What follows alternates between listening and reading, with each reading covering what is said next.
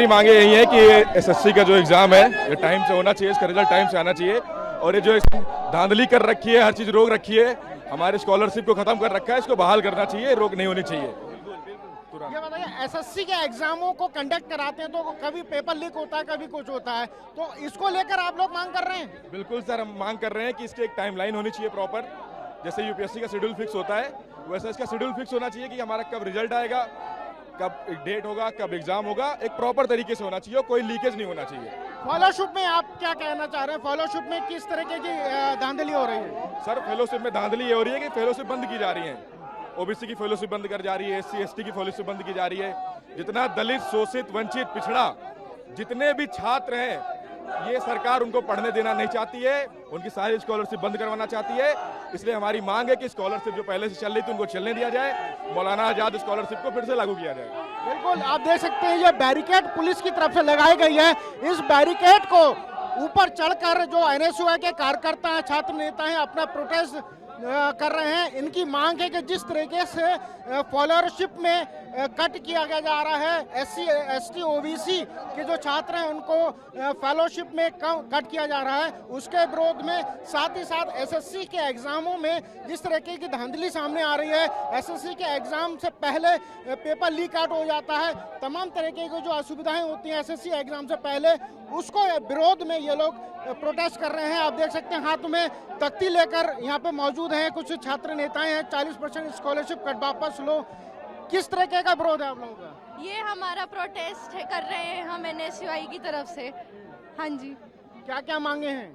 अब मेरे को भी पता नहीं, बता दूंगी। मांगे आपको नहीं पता है, आप लोग प्रोटेस्ट करने आए हैं? नहीं, एग्जाम से रिलेटेड मांगे हैं कि एग्जाम्स में वो जो लीकेज हो रही है उससे रिलेटेड मांगे हैं। एग्जाम में क्या लीकेज हो रही है? वो जो एग्जाम की आंसर की लीक होगी थी उसके रिलेटेड है। हमारी एजुकेशन सिस्टम इम्प्रूव करा जाए उससे रिलेटेड है। तो आप यहाँ पर प्रोटेस्ट करने आए हैं। इनके जो और भी फ्रेंड्स हैं उनसे हम बात करने की कोशिश कर रहे हैं। फिलहाल इन लोगों का प्रोटेस्ट लगातार जारी है। आप देख सकते हैं यहाँ पर और भी छात्र नेता हैं, उनसे बात करेंगे। क्या मांगे हैं आप? जब छात्र हितों को एनएसयूआई की जरूरत पड़ी है, एनएसयूआई ने संघर्ष और मजबूती के साथ उनका साथ दिया है, लेकिन ये गूंगी और बहरी सरकार, इनके कानों में आवाज जब तक नहीं जाएगी, जब तक छात्र रोड पर नहीं आएंगे।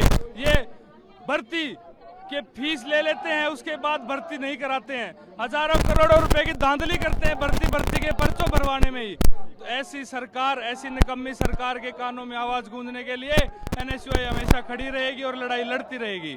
एसएससी के एग्जाम जब कंडक्ट होते हैं तो सामने आता है कि छात्र तैयारी कर रहे हैं, लेकिन उससे पहले जिस दिन एग्जाम होता है उससे पहले पेपर लीक आउट हो जाता है।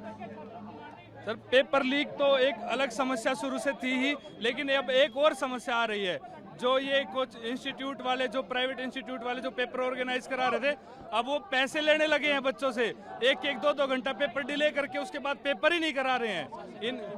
ये सब प्रशासन की मिली भगत है। ये सरकार निकम्मी है, जुमलेबाजी की सरकार है। इनके कान पे जू तक नहीं रेंग रही है, अत्याचार हो रहा है छात्रों पर। मेरा नाम ईशानवीर सिंह मान, मैं श्रीगंगानगर राजस्थान से आया हूँ और छात्रों की आवाज बुलंद करने आए हैं। और जो डकैती ये छात्र हितों के साथ कर रहे हैं उसे रोकने के लिए आए हैं। क्या क्या मांगे हैं? हमारी मांगे बताइए, मांगे क्या क्या हैं आप लोगों की? जो पॉलिसी ये लेकर आए हैं उसके हम बिल्कुल खिलाफ। किस चीज की पॉलिसी लेकर? जो शिक्षा नीति ये लेके आए हैं, जो शिक्षा नियमों में ये बदलाव की बात कर रहे हैं, हम उन सब के खिलाफ है। नहीं, यहाँ तो स्कॉलरशिप की बात हो रही है ना, तो वो भी शिक्षा नीति का ही एक हिस्सा है। जो इनका स्कॉलरशिप देने का तरीका है, जो पहले महात्मा गांधी ने, नेहरू ने और तब से जो चलती आ रही है, उसे उस शिक्षा नीति को ये बदलना चाहते हैं। ये हर वो नीति बदलना चाहते हैं जो लोगों के हितों में है। बिल्कुल, ये शिक्षा नीति के बदलने के जो आरोप हैं छात्रों द्वारा लगाया जा रहा है। और भी छात्र नेता, उनसे बात करते हैं। क्या नाम है आपका? मेरा नाम निखिल अंटिल है, मैं श्यामलाल कॉलेज का अध्यक्ष रह चुका हूँ। और जिस प्रकार से ये मोदी सरकार छात्रों के खिलाफ बार बार अपने ये फरमान लाती है, हमारी मांग है कि ये जायज़ नहीं है कि नेट और जेआरएफ वाले बच्चों को एक समान पे स्केल दिया जाए। और क्या ओबीसी बच्चों का अधिकार नहीं है कि उनको आरक्षण दिया जाए? जो ये आरक्षण काटने की बात ये मोदी सरकार कर रही है। बिल्कुल, जिस तरीके से लगातार ये लोग प्रोटेस्ट कर रहे हैं, आप देख सकते हैं हाथों में कट ऑफ लगा हुआ है। इनके हाथों में इसमें लिखा है कि गब्बर और सांबा का जिक्र किया गया है, जिसमें लिखा है अरे सांबा मोदी सरकार ने स्कॉलरशिप में कितनी कटौती की, तो सांबा कह रहा है 40% सरकार ने की। तो जिस तरीके का आप ये लोग क्या संदेश देना चाह रहे हैं ये दिखाकर? देखिए, जिस प्रकार से भाजपा ने पूरे देश के अंदर छात्रों पर करार प्रहार कर रखा है, कहीं उनकी कटौती, एडमिशन में घोटाला, नौकरी में घोटाला, पेपर लीक जैसे मुद्दे, बड़े मुद्दे, फेलोशिप में कम कर दी, भाई आपकी स्कॉलरशिप कम कर दी। भाजपा क्या कहना चाहती है छात्रों को? मैं भाजपा के और धर्मेंद्र प्रधान से कहना चाहूँगा कि छात्रों को न्याय देने में थोड़ा सा आगे आइए। जैसे कि एसएससी वालों को टीचर ने कल गिरफ्तार किया।